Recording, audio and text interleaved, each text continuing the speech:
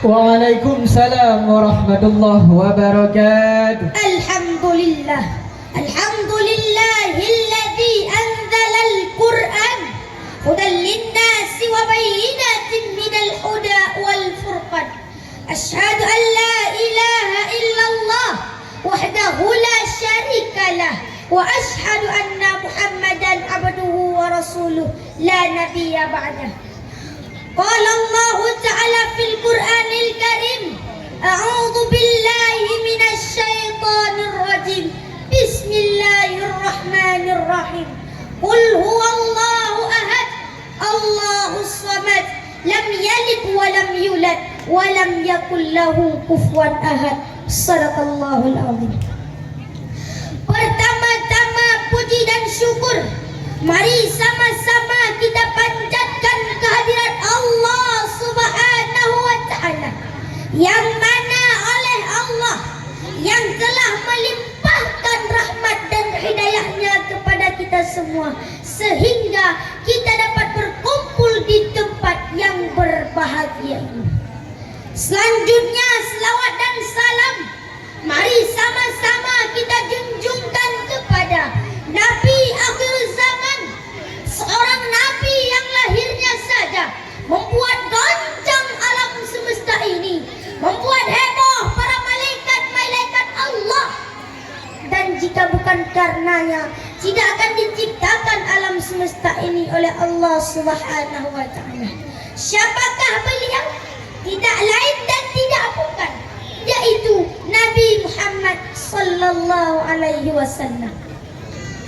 Dan tidak lupa pula kita hantarkan selawat dan salam kepada keluarga-keluarga beliau dan sahabat-sahabat beliau yang setia menemani beliau dalam keadaan suka dan duka, demi menegakkan kalimah la ilaha illallah Muhammad Rasulullah. Takbir.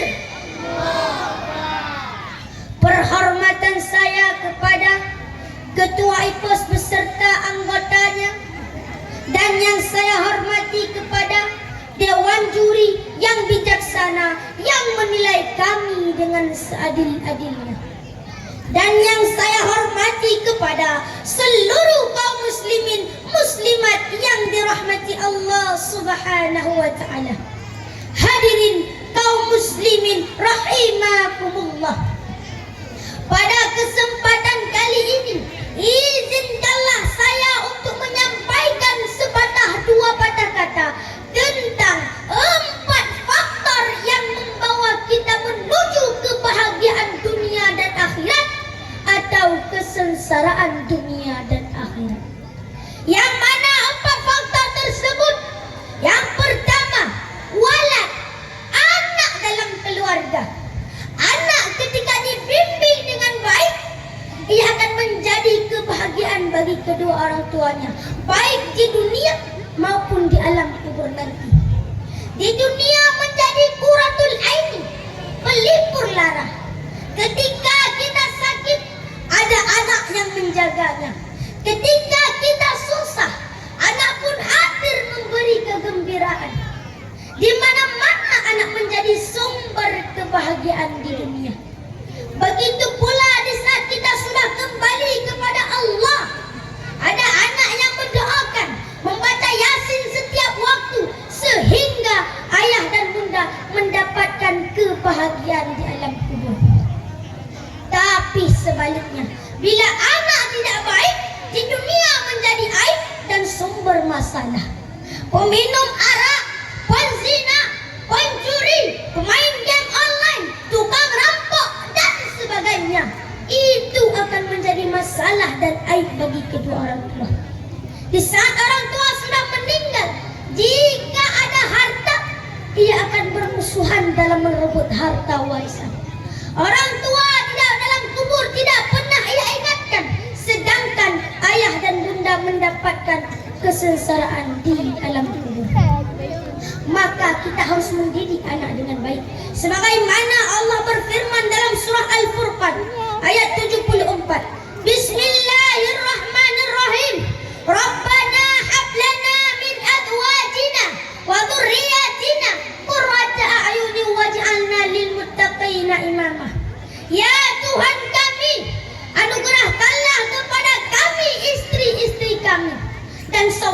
saudara kami sebagai penyenang hati kami, dan jadikanlah kami imam bagi orang-orang yang bertakwa.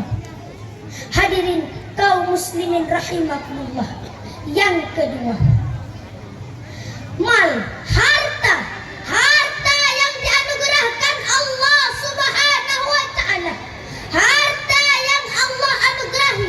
Bila harta kita dapatkan dengan cara yang baik, dengan cara yang halal, dan kita pergunakan pada tempat yang baik, bersedekah, sebahagian kita wakafkan, membantu orang yang membutuhkan, fakir miskin, anak yatim, dan sebagainya, maka kita tentu akan merasakan kebahagiaan di dunia.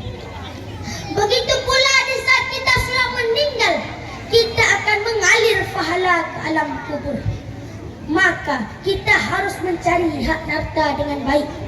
Tapi bila harta kita dapatkan dengan cara yang buruk, hasil KKN, jual narkoba atau benda-benda haram lainnya, di dunia menjadi malapetaka, di akhirat menjadi sengsara. Yang ketiga, zaujah, istri yang kita nikahi, istri yang kita kawini. Kadangkala pihak yang salihah akan menjadi teman dalam menggapai kebahagiaan dunia dan akhirat. Di dunia selalu patuh pada suami dan menghormati suami. Ketika suami kembali, ia akan menyambut suami dengan senang dan bahagia, dan ia akan menghidangkan makanan dan minuman yang lezat sehingga suami pun merasa senang di dunia. Begitu pula di saat suami sudah meninggal, ia akan menjaga keluarga dari aib dan lain sebagainya. Tapi bila istri kita tidak baik, di dunia menjadi aib dan sumber masalah. Main selingkuhan dengan lelaki-lelaki lain sehingga suami pun merasa kesengsaraan di dunia. Hadirin kaum muslimin rahimakumullah, maka kita harus mencari istri yang baik. Inilah faktor yang ketiga yang menjadi kebahagiaan dunia dan akhirat. Yang keempat, malik, pangkat dan jabatan. Pangkat dan jabatan yang akan membawa kita menuju kebahagiaan dunia dan akhirat adalah pangkat dan jabatan yang dianugerahkan Allah Subhanahu wa taala. Bila kita pergunakan pada tempat yang baik, menolong orang lemah, melawan kemaksiatan, maka kita tentu akan merasakan kebahagiaan di dunia. Begitu pula di saat kita sudah kembali kepada Allah, kita akan mengalir pahala jannah. Tapi bila pangkat dan jabatan yang diberikan oleh Allah Subhanahu wa taala kita pergunakan untuk berbuat maksiat, maka di dunia kita akan dicaci, dimaki, dan dimusuhi oleh orang banyak. Ketika kita sudah meninggal, kita akan mempertanggungjawabkan di hadapan Allah Subhanahu wa taala. Nauzubillah summa nauzubillah. Hadirin kaum muslimin rahimakumullah. Dari uraian di atas tadi dapat kita ambil kesimpulan. Yang pertama, didiklah anak kita dengan baik dengan cara menetapkan mereka pada tempat pendidikan, antar mereka ke pesantren-pesantren, antar mereka ke sekolah-sekolah yang memiliki ilmu agama, agar kita dapat meraih kebahagiaan dunia dan akhirat. Dan miliki harta dengan cara yang baik, dengan cara yang halal, dan pergunakan pada tempat yang baik. Dan carilah istri yang salihah yang dapat membantu kita menuju kebahagiaan dan ridha Allah. Dan yang terakhir, pergunakanlah pangkat dan jabatan yang diberikan oleh Allah Subhanahu wa taala untuk menolong orang lemah, membuat kemanfaat bagi negara dan bangsa. Maka kita akan merasakan kebahagiaan dunia dan akhirat. Amin amin ya rabbal alamin. Sampai di sini saja. Mohon maaf atas segala kekurangan. Hasbunallah wa ni'mal wakil, ni'mal maula wa ni'mal nasir. Wabillahi taufiq wal hidayah. Wassalamu alaikum warahmatullahi wabarakatuh. Waalaikumsalam warahmatullahi wabarakatuh. Hadirin sekalian, Dewan Hakim yang kami muliakan, peserta yang barusan tampil dengan nomor undian 305 atas nama